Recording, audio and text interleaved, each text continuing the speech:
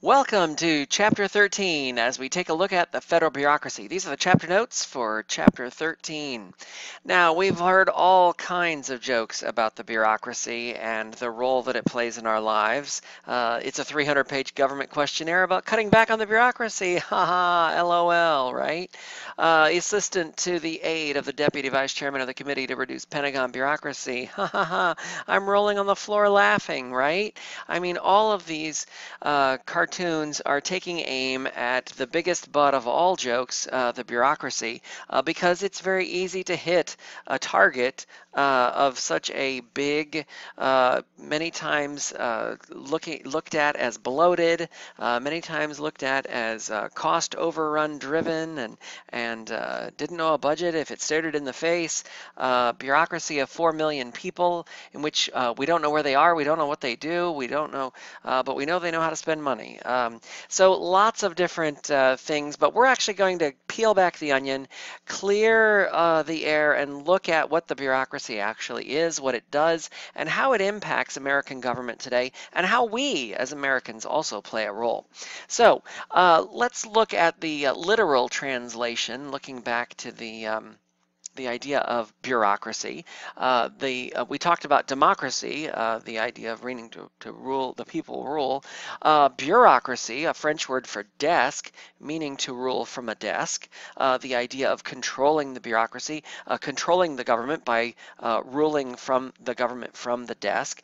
But if you asked the average American what they thought of the bureaucracy in terms of what it is, it would mainly be a pejorative. It would be a very negative oriented type of answer, such as waste, fraud, abuse, red tape, confusion, a lot of things we need to, hoops we need to jump through, overregulation, all kinds of things.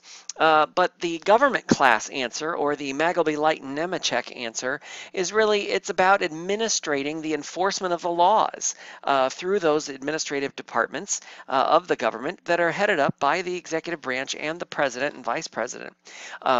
Many of these people are civil service. They have taken a civil service exam when they started or before they started. They've been interviewed. They've had background checks. They are individuals that work in specific departments, and many of them have done so for many years. And so they've worked up the food chain in terms of putting their time in, working real hard, and working up the bureaucratic ladder. Many of them are highly trained, and when I say many of them, obviously there are new ones that come in and are trained by younger ones. That's kind of how the bureaucracy works. The people at the top, it only works if you have people underneath you that you're able to help share the work and rule from the desk. So they specialize in doing a particular job, a particular task, or work on projects related to specific parts of government, such as the Department of Education is tasked many times by former teachers, former educators, former administrators of education, and members of Congress working in education policy, lawyers who specialize in education policy or education areas of education and education law. And so there's a specialization that occurs here. There are rules, there are procedures, there are many of them, there are always forms to fill out, and there is a hierarchy in terms of the chain of command that is at work here within the various departments, the agencies, the independent agencies, and we're going to drill down more into that here in just a minute. Now let's delineate between a bureaucracy and the bureaucracy. We're looking at the bureaucracy as a much more complicated explanation than just what the textbook would describe. A bureaucracy is that government ruling by the desk. The bureaucracy looks at the far reaches of government in our lives in terms of not just ruling from the desk, but also in the field, and also integrating parts of this into our lives, everything from the Pentagon, as you see here, to the federal building and the workers at the federal building up in Seattle, Washington, that that work in terms of carrying out things like working for NOAA, the Weather Service, working for down in San Diego, working with members of the Department of Defense down there and the Department of Interior in places like Yellowstone National Park. All of these are parts of the bureaucracy, a much larger, not really governing from the desk, but using a structure of that hierarchy and that bureaucracy we started from to really enforce the laws that the Congress has passed and the President has signed into law. So what do? Well, they're going to implement in terms of carrying out those laws, enforcing the laws as is prescribed under Article 2 of the Constitution. They're also going to administer the laws in terms of all of that paperwork that needs to get done, working with people who are filing for their Social Security benefits for the first time, as well as those that didn't get their check or something went wrong, and that sort of thing. So really the paperwork aspect. This is the one that we hear about the most in terms of when something goes wrong, we blame the bureaucracy. Something's amiss, something didn't go right, or something needs to be filled out. In order to become a business, I need to file this paperwork and that paperwork and all kinds of paperwork. That's really the administration aspects of the bureaucracy. And then we have the regulatory aspect in terms of rules and regulations that are issued and that are enforced and that are tried to be carrying out. And those are constantly changing. And how do people and businesses and other leaders really stay up on those regulations and the continually changing regulations and new rules that are coming out? How do we implement that, but also how do we regulate it and make sure that it's enforced? And then fining or coming up with some type of punishment that is real teeth around that regulation. The implementation aspect, let's look back at that for a second. So Congress passes the law, obviously the President is signing it into law, or the President vetoes it and it's overridden by Congress, so the agency gets it and they have to execute it. They have to carry it out. They carry it out in terms of spending what they need in order to carry out these resources. What resources administratively do we need in order to spend money to help enforce this law? And then what regulation are we going to actually write, the actual regulations around the law in terms of how businesses and private citizens actually carry this out? Because many times that's different than the law itself. The law may be vague. The regulation may have to be much more strict around how to, what we call translate that. How do we implement it in terms of translating it into actual rules and regulations that abide by the law but are much more detailed and give businesses and citizens a much better framework for how this law is to be enforced. To say that there needs to be a speed limit in a law is one thing, but to pass a regulation around the speed limit is 40 is going to have a significant impact on highways and transportation and how businesses, in terms of their tractor trailers and their trucks and other resources, get from one place to another. That's really going to impact how they do business, and it's going to have a negative impact if it's 40 miles an hour versus 70 miles an hour on how they get from one place to another on time and get to the next place after that. So all of that has a huge impact in terms of implementation and its impact on everyday lives. Okay, the idea here is in implementing, they're going to assign it to an agency. They're going to translate that policy. How do we create the rules and regulations around it? And then how do we coordinate resources in order to make it happen? All of that is part of the process of taking a law, translating it into rules. They will have hearings in which public hearings in which they'll ask for public comment on those rules and regulations. Then they will go into law, and then they'll start enforcing them and carrying them out. And that's really how that process takes place. Department of Education, another example of money is given to schools. How does the Department of Education do that? They craft around how they're going to give the money out, what parameters they're going to set, what guidelines they're going to give to schools in terms of how they fill out the paperwork in order to get that money, and then how are they actually going to award it, state by state, school by school? How are they going to carry that out? The Department of Education is going to delineate that. Congress has not gone into that level of detail in the law itself.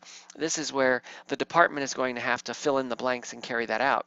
If they're successful in doing that, then the Congress will call them up for hearings and will say, great job. And if they're not successful in doing that, or they've gone a different direction than Congress wanted them to go, and this is very important, Congress will call them in for hearings and will basically question them on why did you go in this direction? This isn't what we had in mind at all. Well, you were too vague in the law. And that's really where Congress and the bureaucracy have some power sharing that they really need to work out the details.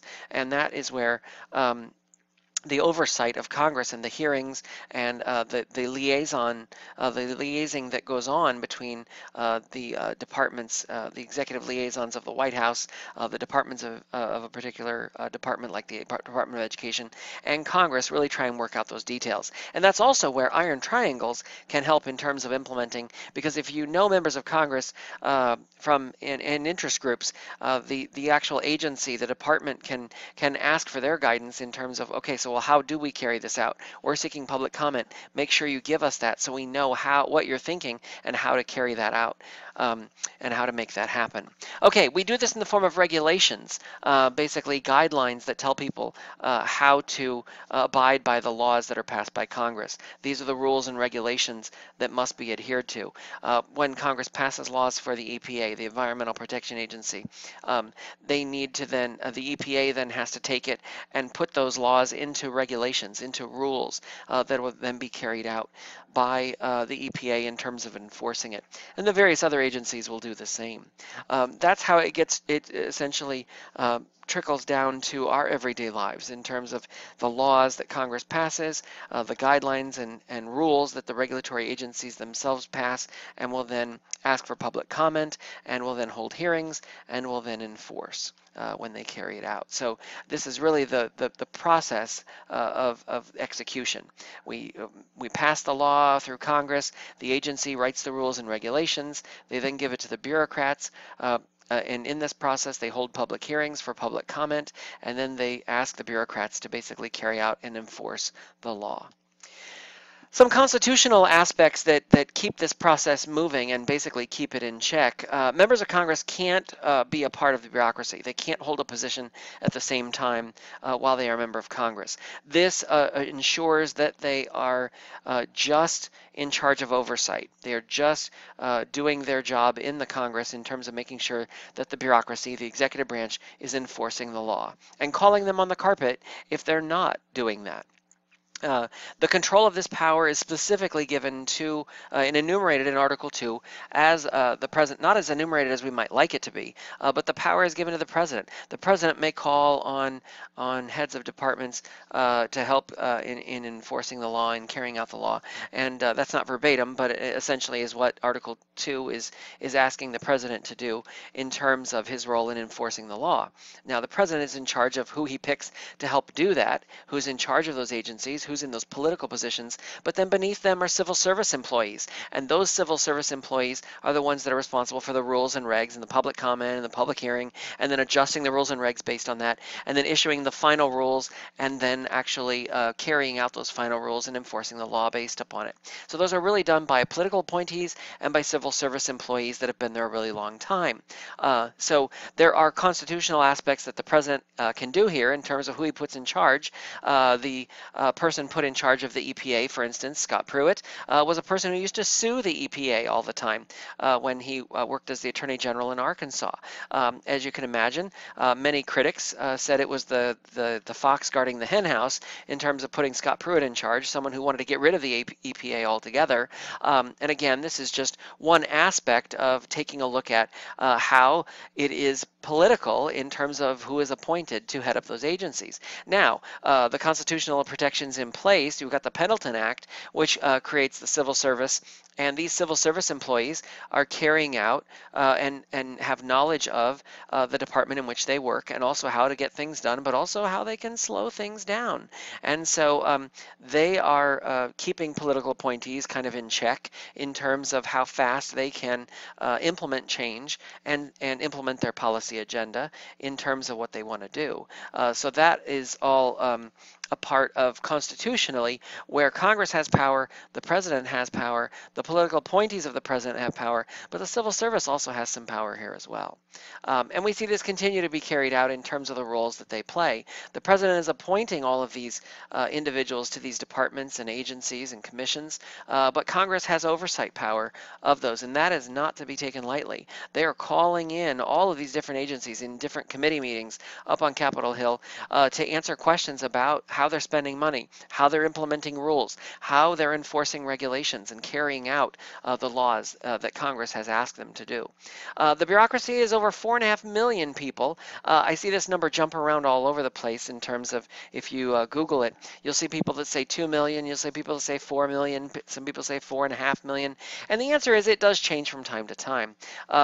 We have about 2 million people that are working in federal positions as part of that civil service. 700,000 of those are postal workers, 1.4 million in the military. We have over 7 million working in private companies and under government contracts with private corporations.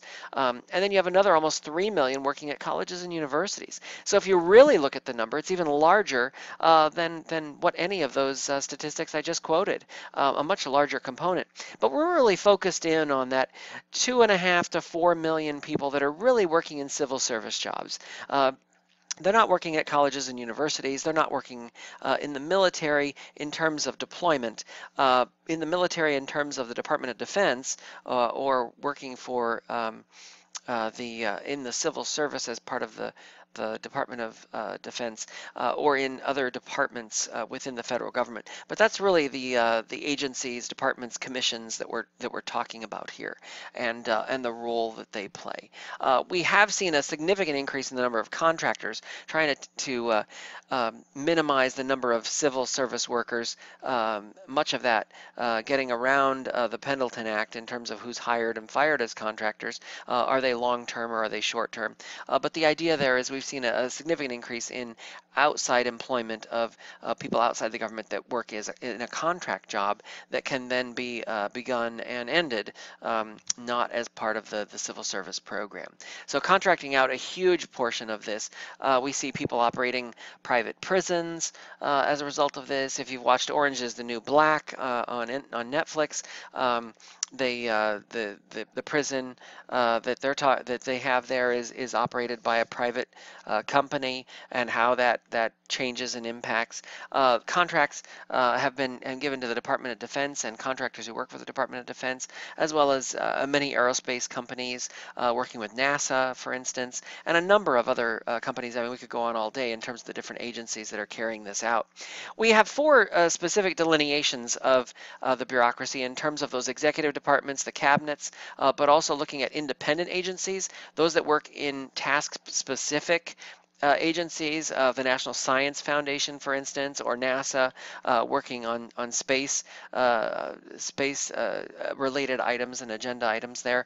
And then we have the regulatory commissions. They are the regulators. Those are the ones that are enforcing the law with fines and shutting down businesses that don't follow the rules. And then government corporations, those that charge for their service but also receive money from the government, like Amtrak or the post office. How are these delineated even further? If we look at this, the idea of executive departments, again, most of these are serving at the pleasure of the president. Regulatory commissions can only be fired for cause. All of the others really are serving at the pleasure of the president. He can hire and fire them at any time. The only appointments that can't be would be the regulatory commissioners, again, for cause, and then judges that are appointed by the president, confirmed by the Senate, and they serve for life. So the president would not have any authority to let them go. But otherwise, the president has pretty sweeping powers here in terms of being able to appoint and fire the different levels of the bureaucracy. So the executive departments, essentially the cabinet members, the secretaries of those positions would be confirmed by the Senate, but beneath that, undersecretaries and such would be political appointees, wouldn't necessarily have to have confirmation. Independent executive agencies, those would serve at the pleasure of the president, and many of them are sub-cabinet in nature, and so while the heads of those agencies would need to be are appointments that would need to be confirmed, and some of them are, some of them aren't, and you don't really need to know which are and which aren't. But the idea there is that you also have a number of them that are, because they're sub-cabinet, they all serve at the pleasure of the president. The president can ask for them to leave at any time. And then regulatory commissions, these are the regulators. These are the ones that are enforcing the law, and there's teeth to those regulations and that enforcement. And then government corporations, again, things such as the post office or Amtrak, the FDIC, for instance, an insurance company for banks, to make sure that if a bank goes under, that the depositors, the Americans, citizens, don't lose their money in those institutions. And again, they all serve at the president as well. Many of these are appointees, 3,000 to 4,000 of them in the Plum Book, this book that are basically appointees. Only about 600 are approved by the Senate or confirmed by the Senate, meaning most of them are presidential appointees that don't have any type of confirmation or check on them. They're really political appointees by the president, and they're ideologically of the president's ideology. They're not. They're usually in pretty line step with the president's ideology and agenda in terms of helping to carry out and set that agenda and making it happen. The SES is an important one you should know, the Senior Executive Service. These are people who've moved up the bureaucracy and the bureaucratic ladder over many, many years, many of them having served for 20, 30 years in their particular department, and they're most knowledgeable. They know how to get things done, they know how to slow things down, but for political appointees, they are the best resource in terms of a go-to in that agency or department in terms of how to get things done, and also who to tap within the department of the civil service in order to help get those things done. So they really are the creme de la creme of the agency or department, and very top level, very educated, very knowledgeable of their department, and can really help the president in terms of moving the policy agenda forward in that department or agency. The civil servants, as I mentioned, work for the civil service. They are merit-based jobs. They are competitive, but they are not politically appointed. There is no ideological litmus test here in terms of getting a civil service job. It is all based on merit. The cabinet departments we've talked about before, they are the biggest part of the bureaucracy, being 15 of those departments, 14 secretaries and the attorney general, then making up the 15th department. And they employ about 70% of the government employees that we see there, and also 93% of that budget. Health and Human Services being one of the largest. You can imagine Health and Human Services employing a lot of doctors, working with a lot of hospitals and a lot of liaisons to those hospitals, insurance companies, and other networks, really trying to stay in the know in terms of what's happening there. In terms of the breakdown, we kind of talked about this already, but you can see it visually. 900,000 are very professional and technical in nature. 700,000 of them being more clerical and support workers. To those 900,000 and the military and the postal workers. So some of them carry over. That clerical support could also be seen at the Pentagon or at the Department of Health and Human Services, or people who are going out to hospitals and going out to different contractors working with the government, as well as those getting background checks. Clerical workers to conduct those background checks would be a great example there as well. Now we know the Pendleton Act essentially created the civil service system.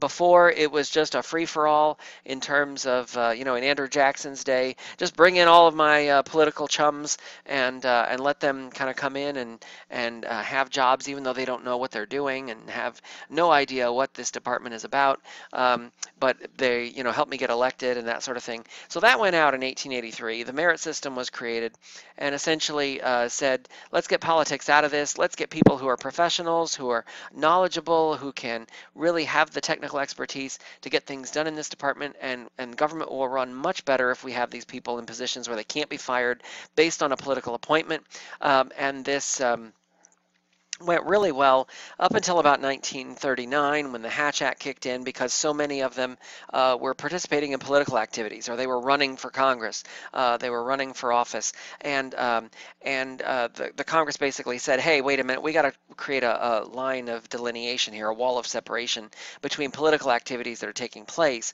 and what civil service workers are doing. You can't take an active role in partisan politics. They can do so behind the scenes. There are things in which they, on their own time, in a private setting, can go out and hand out literature door to door. As a citizen, not as, and again, as you get higher up in the agency, that becomes much harder to do. If you're Secretary of Education, you can't do that. But the idea is, if you or Secretary of State, or if you're Ambassador to the United Nations, for instance, even posting something partisan on Twitter. Nikki Haley was called on as a violation of the Hatch Act because of something she posted in the Alabama Senate race. That is a violation of the Hatch Act. You have to be very careful here, and the Hatch Act basically created this to say, hey, take a step back. You can't, on company time, on government's time, you can't do these partisan political activities. It really needs to be on your own time, and the higher up you get, if you're a member of the SES, the Senior Executive Service we talked about, you can't do this either. So it really does create a wall of separation between the political activities you take part in and which ones you probably can't take part in. You definitely can't run for Congress while you're a member of the civil service. That would be a violation of your role and your role that you're running for. And as well, you can't serve in both capacities, and Congress can't serve in the bureaucracy either. There's a clear line of delineation here in terms of making sure that that the Congress is doing its oversight job, and that the bureaucracy is doing its job to make sure they're enforcing the laws and passing those rules and regulations that benefit the American people the most. So, true or false, the heads of agencies can easily fire the bureaucrats in his or her agency. What do you think? Yeah, the answer is false. Most bureaucrats can't be fired because of the civil service. The idea of the Pendleton Act, basically in place, said you can't be fired for political purposes. It is a process, and there's a lot of paperwork involved. It's very hard to fire a government bureaucrat today that's a civil service employee. Remember, it's merit-based. And if you're a political appointee of the president, you can be fired at whim. The president can fire them very easily. Those options are available. But as far as a civil service employee, they cannot be fired. They can be fired, but it's a very long and lengthy process you'd have to go through. A lot of paperwork, a lot of time, and by then, if you're on the trail for firing them and they know it and there's a paper trail behind it, chances are they're going to leave the agency anyway. So there's a way to get rid of them. But the ones that the longer they serve there, the harder it is to get rid of them, and the more tricks they have up their sleeve to keep you from doing so. So that's why we've seen definitely the civil service that stick around and stay for a very long time, giving the civil service a bad name. You do have those bad apples, just like we have bad teachers, just like you have bad professionals in any profession today that find a way to work the system, unfortunately. Now, it's interesting, and I love this figure because this is from another textbook, but it does show the growth of state and local employees.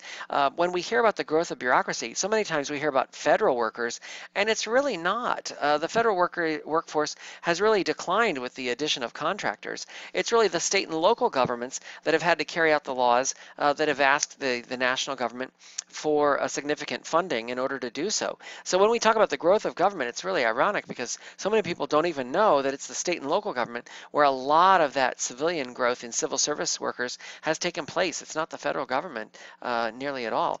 And it's not Washington. That's the other kicker, is that so many times people are talking about Washington as being the problem, but it's really not Washington at all. But many of these workers are employed in places like Dallas, Texas, and in New Mexico, and in LA, and Seattle, and in Chicago, and other places in parts of the world or parts of the nation that is outside Washington. And many of those workers that are living in communities in small towns that people are lambasting, and they work for the federal government, and many of them, their neighbors don't even know it because they they're a part of the civil service, and they keep their head down and do their job and do it quietly and don't make a lot of noise in many cases. So they do get a bad rap, and especially the ones that work so hard and are so loyal and are so knowledgeable and do a lot of work for the American people. So the Administrative Procedures Act was one way to cut back on government red tape and paperwork, and we'll talk about those what we call pathologies of the bureaucracy and the pitfalls of this. But it is a legal process to cut back on the paperwork. In short, it's essentially trying to find ways to cut out the gridlock and cut out the red tape and get rid of a lot of the paperwork and really focus on what matters and really open that up to the public so that they can comment on it and we can really cut back. The Freedom of Information Act was a way to really essentially create sunshine laws that opened up documents of the government paid for by taxpayers to the taxpayers so they could see the information that is being carried out. And this is everything from laws and regulations and rules to tweets and phone conversations and transcripts and memos and documents that are made and created by government workers given to other government workers. And it really opened up the federal government and the bureaucracy to the people to be able to look, and the media, by the way, which is informing the people, the linkage institution there, to show the people, the American people, what the government was really doing, and in some cases not doing. The National Environmental Policy Act was really trying to get the government to start submitting environmental impact statements when the government was building a highway or a new building or cutting back on regulation, and really trying to focus on, well, what impact is it going to have on the environment? And it is a process in which they would implement this, but that is a role that the government thought was very important to play, and in many cases we hear environmental impact statements, or EIS, as slowing a project down, but in some cases it does help in terms of impacting the project that's taking place there and how it could be carried out. The Privacy Act is essentially mandating that an agency create a security system to prevent unauthorized records from being released. And this also ties into not just privacy from names being redacted, but also from technology and being hacked or data being compromised, and making sure that the privacy measures that are in place are protecting the people whose data they have on file. And then open meeting laws, going back to freedom of information. This is part of the Sunshine Acts, which was basically to open up meetings to the public when possible. And as long as it's not classified or a threat to national security, that these meetings would be held open, rules for public comment, final rules being implemented, all of these being open to the public and being broadcast to the public so that people know when a meeting is taking place well enough in advance to be able to attend or write a letter or make a phone call or send an email to let the government know how they feel. The open meeting law really helped to carry that out. Some constraints that we know that happens here is because of the bureaucracy. Some of the effects are that they do act slowly. They are inconsistent. Many times they know how to get things done, but they also know how to slow things down. And we know that because of the bureaucracy, many of the workers on the lower rungs of those ladders are really much more hesitant to implement or make a decision because they're worried about what their bosses will think above. And that leads into the red tape discussion, the pathologies that take place, which we'll talk about here in just a second. What are some of the reasons why these constraints actually come from the American people? Because of what they read in the news and what the media is holding them to. So they're more hesitant to move forward on something because they know that they're going to be lambasted. They also know that Congress could kill them. Congress could take away their funding. Congress could call them in for hearings and basically make a public disgrace out of them. So they're much more hesitant to move quickly on anything before they've really really had a chance to make sure that it was run up the food chain, to make sure that people in the higher levels of authority have thought through it, and there's an ability to carry it out. And that leads to the red tape discussion. Why are there so many pathologies in government today? How does government really work? Well, it works slowly, and these are some of the reasons why. The American people in the media, we have a high standard for the bureaucracy, and we also get frustrated when things don't happen like we'd want it to. Red tape, so many rules and complex procedures that it takes so long to get anything done because you got to run through all these red tape, which you can see on Uncle Sam there, in order to make it happen. Conflict. Some agencies are conflicting in terms of what they're telling businesses to do, and another agency is telling a business to do exactly the opposite. Well, this is obviously problematic. That is a problem. If one business is saying, hey, put in this floor that has bumps on it to keep blind people from running off the edge of the metro, and then you have another agency that says, take those floors out because they're creating mold and other problems that are hurting people with allergies. Well, which one do we believe? And that is the problem of conflict. Duplication. Two agencies telling people to do the same thing. Why is the FDA and the Department of Agriculture telling people to do exactly the same thing? Why are they requiring different forms for the same type of work? It's crazy, and it is duplication, and it slows things down. And especially if a business is trying to get approval on a drug or a new food or a new product, it really does tend to slow business and progress and innovation down tremendously. Imperialism. An agency feels like their standard is better than anybody else's, and they should disregard any other type of news that we see. We saw this in the Department of Agriculture for many years, in which there were 3 bureaucrats for every farmer in the United States. The level of imperialism allowed them to grow and grow and grow to a point that they were so huge that they were like, why are we spending so much money on bureaucrats in Washington and not on farmers? Cut the bureaucrats, fire the bureaucrats, and give the money to farmers and subsidize dairy farmers that are going out of business. And this is the pathology of imperialism. And then we just have downright waste. We have a 400-page manual on how to build a mousetrap. Really? Yeah, we do. And agencies are spending on how to create these rules and regulations, and in many cases that are being thrown out the door. We saw President Trump, and we've seen other presidents, President Clinton, for instance, also standing in front of a stack of papers and saying, we're going to reduce government paperwork. We're really going to reduce it. Why? Because people are worried about government waste and the pathology of waste here. So all of these are ways that we're really slowing the government down and keeping it from being more effective. Yeah, they are hesitant to do so because they're worried about making a mistake and the media calling on it and the American people really taking them through the ringer. But we also know that the president has given them power to create change, and that also means that they have some level of authority and are empowered to make those changes and to bring them about. Now, remember, the president has the authority to appoint and remove those heads of agencies and departments. He can also reorganize. He needs Congress's approval, but he can suggest, for instance, that we add a department. This happened during the Bush administration, Bush 43. In that they said, why don't we get the CIA and FBI and other agencies to talk to each other by creating a Department of Homeland Security, a Department of National Intelligence that really are focused on pooling all of the resources of our intel and getting the security agencies of the various departments to work together on this to prevent another 9/11 from happening. And so Congress has the power to change and in this case they did. They added a Department of Homeland Security and a Director of National Intelligence to help in that regard. But the president has a lot of authority here in terms of overseeing that bureaucracy.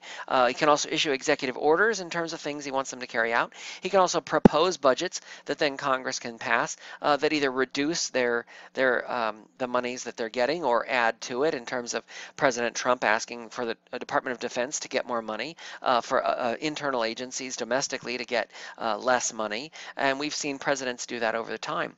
Now, Congress has the power to pass that legislation or deny it. They can get rid of programs. They can add departments or get rid of them. They can call them in to testify before hearings. That's their job as congressional oversight, to basically call them in and ask them the tough questions, or ask questions that tell them they're doing a good job. And they do both of those. They can also write legislation that limits the bureaucracy in terms of what it can and can't do. They can cut their budget. They can cut their budget entirely. They can also add to their budget if they want to. They see that they need more money. And they can also approve the appointments of the president that obviously need Senate confirmation by trying to influence them. And iron triangles, again, is a great way to do that, but also to make sure they're carrying out the agenda that Congress wants as well as the president here. Now, what role do the courts have? Obviously, they can overturn executive orders. They can rule them unconstitutional. They can rule regulations unconstitutional, just like they can with laws that the Congress passes. And again, this goes back to the role that iron triangles play here, because again, even in the Congress, they need to know what they hear from interest groups, but they need to know also and have a link to the bureaucracy in terms of how do they carry that out. Once a law is passed, that's just the beginning. Now it's rules and regulations, and how do we create rules that then the American people and consumers and businesses have to follow. And that's really the important aspect. So how does it work? Most Americans are pretty skeptical. We started off with the political cartoons talking about this, right? There are all kinds of failures we could go into all day long. From Hurricane Katrina to space shuttles blowing up to bad intelligence from the CIA in Iraq. There's all kinds of problems, and we've heard all about those. What we don't hear is when things go well, when things actually work. And that is because they're doing their job. The media doesn't report on when the Department of Education does what it's supposed to do. We report on when they don't. We report on when things go wrong, and that's part of the role of the adversarial press. But the idea is that is tough for the bureaucracy because they never get credit for the good work they do. They always get credit for the bad. They always get blamed for the bad stuff, just like Congress and the president in terms of the political punching bag. So do we trust them? Well, we trust them more than we have, but we still they're not as bad as Congress. But the idea here is that the answer is it depends. It depends on what we're talking about. And, you know, did Elsie at the Social Security office help me get my check? Yes, she did. But the rest of the bureaucracy and the bureaucratic government, well, you know, they're part of the swamp. We need to drain it. That's kind of the American perception that we see, and a number of those that are carried out over time. Well, that essentially wraps it up in terms of Chapter 13 in the bureaucracy. I'm going to just take a few seconds to go through some political cartoons here in terms and some questions at the end. But I hope you watch the top 12 highlights on Chapter 13 after this, and good luck on your quiz, test, upcoming AP exam. Live the 5.